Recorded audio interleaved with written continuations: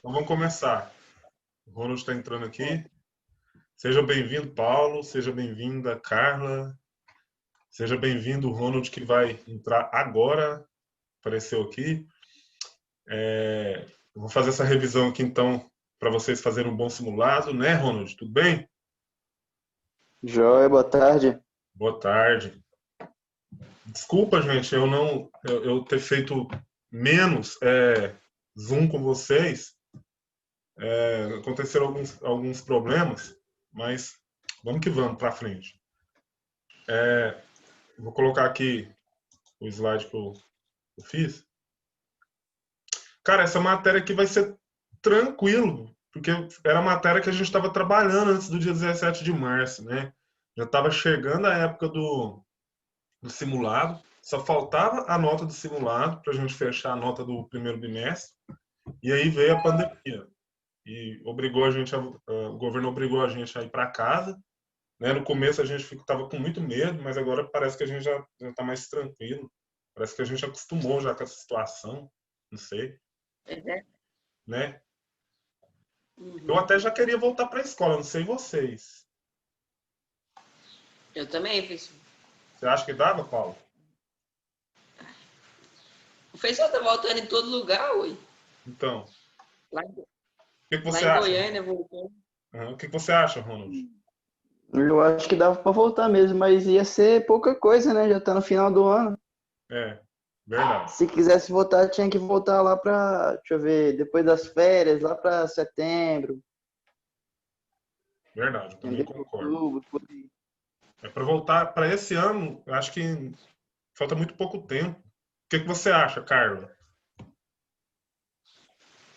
Falta muito pouco tempo, tá difícil estudar em casa, quem dirá ir pra escola, falta muito pouco para acabar. É melhor a gente terminar o ano assim mesmo. Agora, para o início do ano, eu acho que a gente deveria voltar em sala de aula, né? Isso aí eu Também. também acho. A gente tomando cuidado e tudo. Eu acho que a gente deveria voltar em sala de aula. Vamos ver o que vai acontecer. Tá, gente, ó, no simulado, você que já pegou, já deve ter visto lá. Aliás, você já pegou, né? Você já deve ter pegado lá para fazer. Se você já pegou para fazer na sua casa, você deve ter visto que a matéria é sobre a República Velha, né? E aí tem dois assuntos dentro da República Velha que trabalha lá. Fala Na até verdade, três. sobre política do café com leite. Isso. A política do café com leite, né? Aí dentro da política do café com leite está falando do coronelismo. Parece que tem uma questão que fala do tenentismo. E a Guerra de Canudos, messianismo, né? Vocês viram lá? Uhum. Beleza. Letícia entrou aí. Deixa eu ver. Oi, Letícia, você está com seu microfone ligado? Não. Tá sim. Mas... Tá joia, Letícia? Diga oi para os seus colegas. Oi para os meus colegas. Muito bom, muito bom. Agora todo mundo diz oi coletivamente. Vamos lá, 1, 2, 3 e... Oi. Aí, nossa, teve um oi animado, teve um oi. Oi. Ai, ai. Vamos lá, que senão não dá tempo. Então, eu coloquei aqui no primeiro slide sobre a Guerra de Canudos, né? E é bom a gente entender que a Guerra de Canudos ela acontece por causa de um movimento conhecido como movimento messiânico, né? Então, essa palavra messiânico vem de Messias, e Messias significa Salvador. Então, o movimento messiânico recebe esse nome porque por conta de influência de líderes religiosos que diziam que tinham um contato com Deus, que eram profetas, né, que acontecia milagre através dessas pessoas. E esses caras, por ter contato com Deus, diziam que Deus iria mudar a realidade, né, de miséria, de exploração que as pessoas passavam na localidade onde esses líderes surgiram.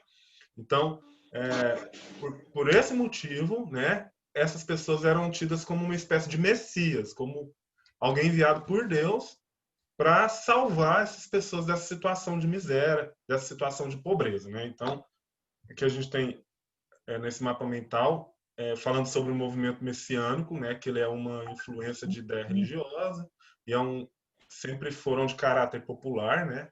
Onde a população mais carente sempre participou em massa desses movimentos. No caso de Canudos, o líder era o beato Antônio Conselheiro. O Antônio Conselheiro, ele era peregrino no interior do Nordeste ali, né? Bahia, naquela região ali.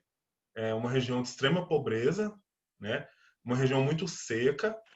E o Antônio Conselheiro, ele que era comerciante, depois tornou-se rábulo, né? Que é um advogado sem diploma. Depois ele largou tudo isso e virou um peregrino, começou a pregar a mensagem dele, né? No sertão, dizendo que Deus iria salvar essa população dessa situação de miséria. Muito rapidamente, um grande número de seguidores passaram a seguir o Antônio Conselheiro, né? A chegar a um ponto que o Antônio Conselheiro ele para em uma região e nessa região ele começa a construir uma cidade que depois vai se chamar Canudos. Vocês se lembram dessas aulas? Sim. Eu lembro um pouco. Certo. Com relação a isso que eu falei até agora, vocês querem fazer alguma pergunta? Não. Beleza. Se quiserem fazer algum comentário, acrescentar alguma coisa que você se lembrou, me ajudar, né? Porque às vezes eu não falei tudo que eu podia falar. Se você quiser acrescentar, fica à vontade, tá bom? Então vamos mudar aqui o slide. E essa imagem que eu coloquei é o Antônio Conselheiro. Aqui embaixo, a Vila de Canudos, o Arraial de Canudos, né? E aqui no mapa, a região onde o Arraial de Canudos surgiu. Aqui próximo a onde está o Arraial de Canudos, passa um rio que se chama Vaza Barris.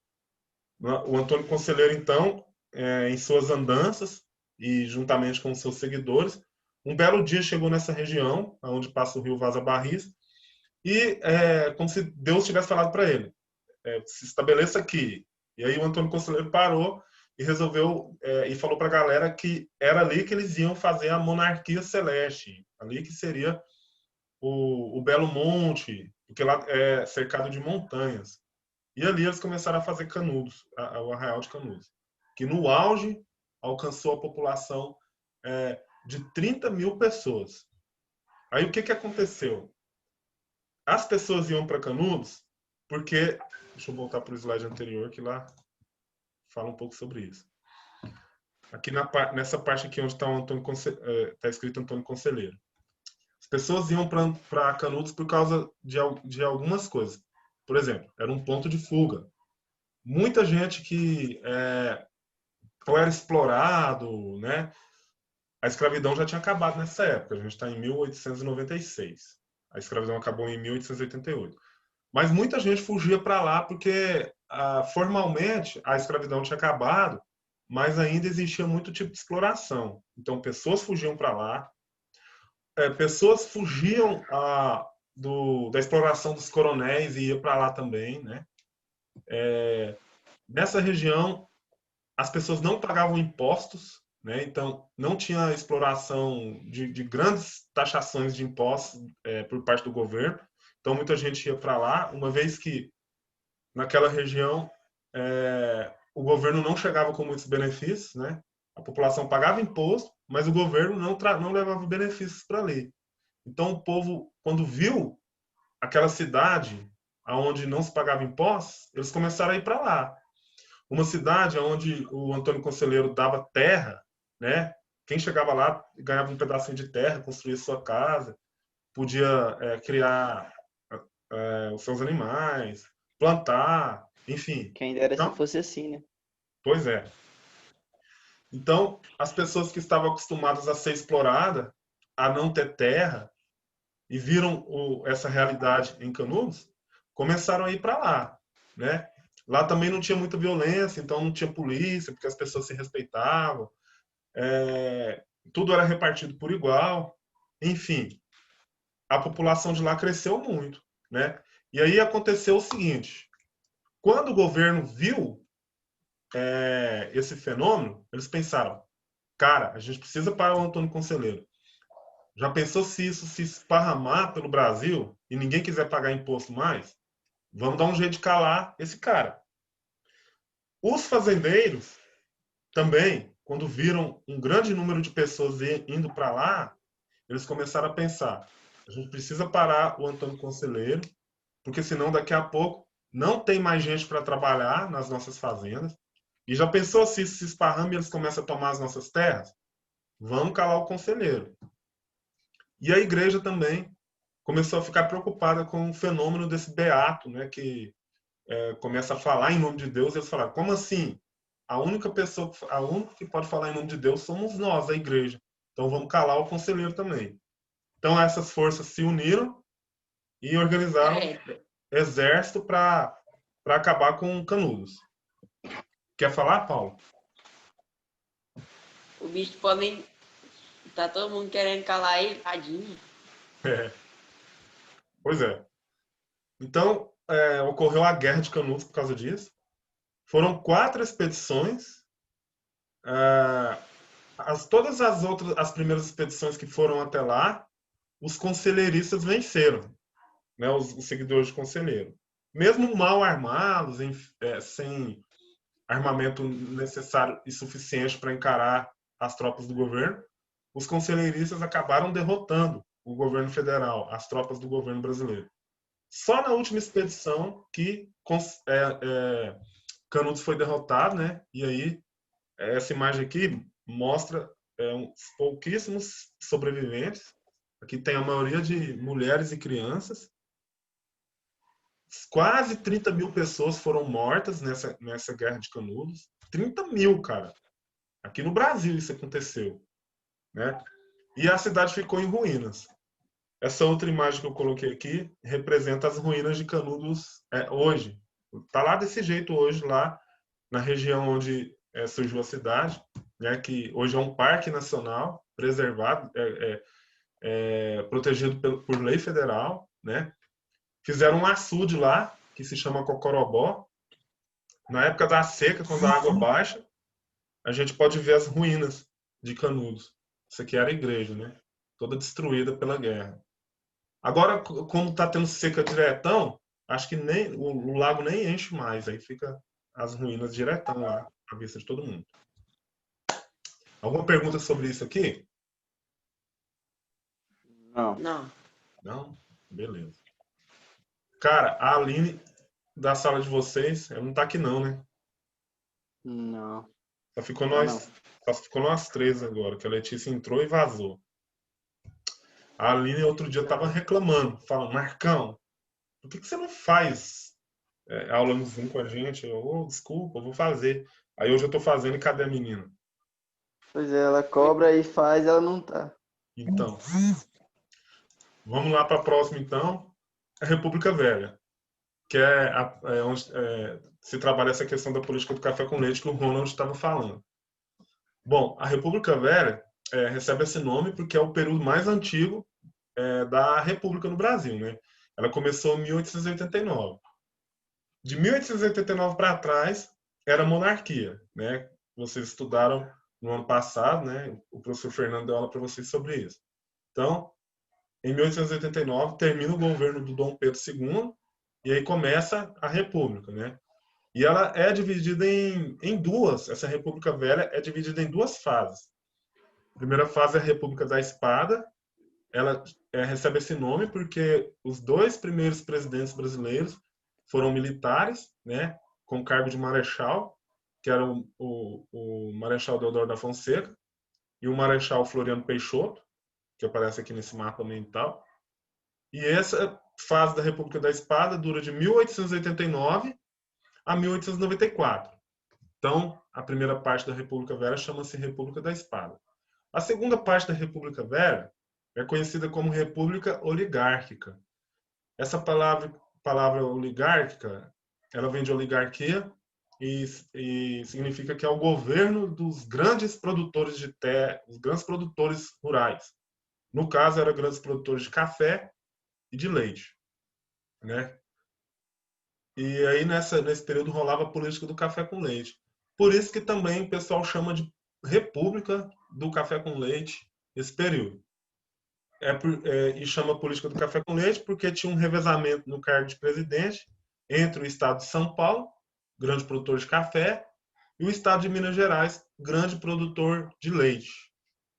Esse sistema, esse esquema e esse revezamento da política do café com leite funcionava por causa dos governadores e dos coronéis, que tinham um arranjo que era conhecido como voto de cabresto, né? Esses coronéis que praticavam o coronelismo, eles obrigavam os eleitores a votar nos candidatos que eles indicavam, como a gente viu lá naquela época em março. Vamos ver o próximo slide. Então está aqui nesse slide a gente vê o coronel indicando para o eleitor o candidato em quem ele deve votar. No caso aqui, o próprio coronel é candidato, mas esse coronel ele podia também indicar um outro candidato que não fosse ele, e ele obrigava o eleitor a votar nesse cara. Então, digamos aqui, ó, a gente tem aqui na sala de meninos o Paulo Henrique e o Ronald. Então, digamos que o coronel é o Paulo Henrique e o eleitor é o Ronald. E o capanga é a Carla. O capanga é a Carla. Gostou da sua... Credo, ué. Essa aí Carla, é violenta, viu? Carla, gostou do seu personagem? Tomara que a Carla não saiu. Hein?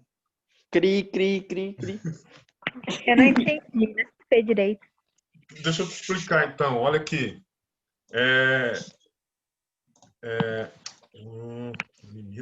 Aqui, eu estou explicando sobre o voto de cabresto, né? Então, o coronel obrigava o eleitor a votar no candidato que ele indicasse. Nessa charge aqui, digamos que, para a gente usar como exemplo, o coronel está aqui, o Paulo Henrique, está aqui o eleitor, o Ronald, e está aqui o capanga, você, Carla. Aí eu te perguntei, você gostou do seu personagem aqui? Ah, não tá muito ruim não, né? Tipo, pelo menos tá numa posição boa. E se ferrou fui eu. Obrigada. Cara, desculpa, porque nessa época mulher não podia votar. E aí só tem vocês três aqui, aí eu tô te usando como exemplo. Tá? Eu sei, mas eu tô falando que eu tô melhor que o outro, né? Porque esse daí que é obrigado a votar. Sim, é verdade. Então, quem tá lascado aqui é o Ronald, né, nesse exemplo. Pois é, que você não votar, ele morre. Esse cara é muito bobo, eu saía correndo daí. Não, mas não podia não, Ronald. Quer ver? Vamos lembrar como que funcionava isso. Então, o Paulo Henrique está aqui apontando para o Ronald em quem ele tem que votar, que é, no caso, no próprio Paulo Henrique, né? O Paulo Henrique havia feito alguns favores para o Ronald anteriormente. Por exemplo, deu uma cesta básica para o Ronald e deu um emprego para o Ronald. Agora ele chega no Ronald e fala: Ronald, chegou a eleição e eu quero que você vote em mim. Aí o Ronald fala: beleza, vou votar no senhor. No dia da eleição, o Ronald vai para a sessão eleitoral e aí ele vai votar, só que ele fala: não queria votar no Paulo Henrique não, cara. Eu queria votar no Sandro, professor de matemática. Eu quero votar no Sandrão. E aí ele vai para votar. Só que na hora H aparece o capanga lá do Paulo Henrique e o Paulo Henrique fala: meu amigo, você vai votar em mim. Se você não votar em mim, você vai sofrer as consequências. Olha o capanga aqui. Aí chega a Carla com a 12 na mão. Chega a Carla com a 12 na mão. E aí o Paulo Henrique, né? Aliás, o Ronald olha naquele negócio e fala: ah, não, eu vou falar que voto no Paulo Henrique, mas eu vou votar no Sandro. Mas ele não podia fazer isso, porque o voto era aberto. O voto não era secreto. Então ele anotava o voto dele e tinha que mostrar em quem que ele estava votando. Imagina se ele vota no Sandro. Aí o capanga ia, né? Ia fazer alguma atrocidade. Carla, se você estivesse nessa situação e o Ronald, ele não obedecesse, o que você faria com ele como capanga? Mataria ele, porque é melhor ele do que eu, né? Velho, tá com raiva de mim, hein? Ai, meu Deus. Eita, eita. Cara, é mal, velho, cara, é mal. Porra, plena pandemia com esse mal no coração, que isso? Né? Vai, todo mundo vai morrer mesmo um dia, então. Ó, Ai, a gente. luz doce passando aqui na rua, velho. Obrigado por essa aula divertida. Galera, então, ó. Então, esse negócio, essa prática aí era conhecida como voto de cabresto. Vamos entender esse esquema nesse slide aqui. Aqui a gente tem lá o presidente lá em cima, que era paulista ou mineiro, né? No segundo plano, o governador, as oligarquias, que eram os governadores, grandes fazendeiros também. Depois o prefeito e embaixo o coronel. Mais embaixo está quem? O agricultor. O agricultor, que é quem no processo eleitoral?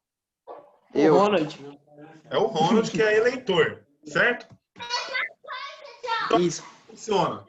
O presidente, ele faz favores para o governador, que faz favores para o prefeito, que faz favores para o coronel, que faz favor para o eleitor. Em troca, o coronel obriga o eleitor a votar no prefeito, esse prefeito ele trabalha, o cara vota também no governador, no deputado e vota no presidente do esquema do café com leite. Tá vendo? Nossa, Esse negócio Será nunca que- dava errado, sempre dava certo. E quem era o mais importante nesse processo era esse cara aqui, ó. O coronel. O coronel fazia funcionar. Ok? Tá claro esse negócio de coronelismo? Sim. entendi, pessoal. Beleza. Então vamos para o fim. O movimento tenentista. Não vou ler tudo isso aqui, vou só comentar. Dentro do Exército, na década de 20, surgiu um grupo de tenentes que não concordavam com essa história aí de política do café com leite, não. Eles começaram a organizar um movimento para acabar com isso, porque eles entendiam que a população deveria participar da política e que deveria ter mais democracia no Brasil. E esse movimento de tenentes fez surgir 3 revoltas aqui no Brasil nessa época. A Revolta dos 18 do Forte, em 1922, a Coluna Paulista, em 1924, e a Coluna Prestes, que ocorreu de 24 a 1927. O que esses tenentes defendiam?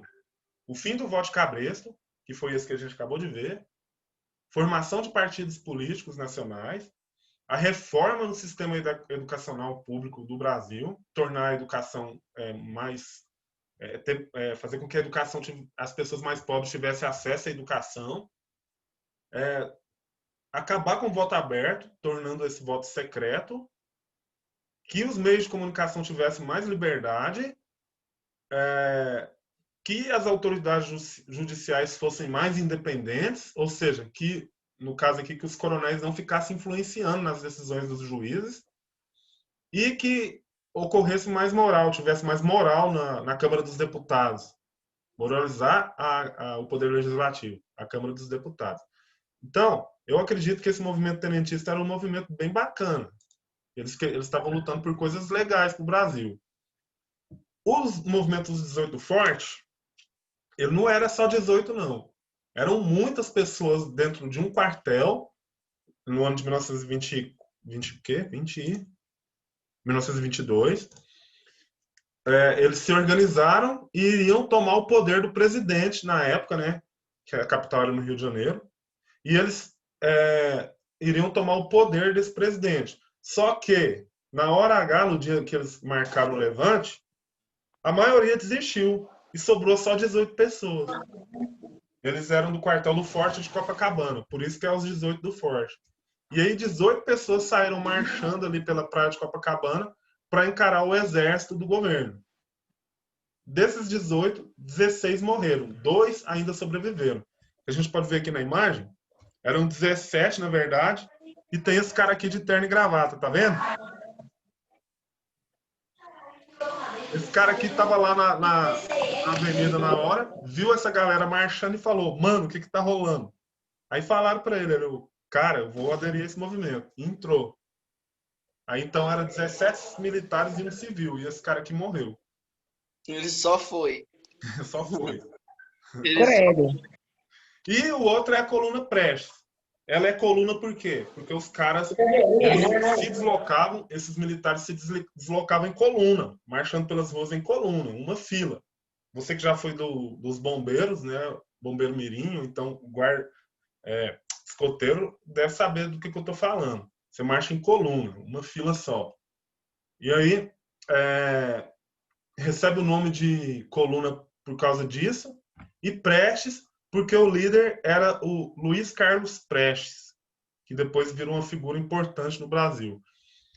Ela durou de dezembro de 24 até 1927.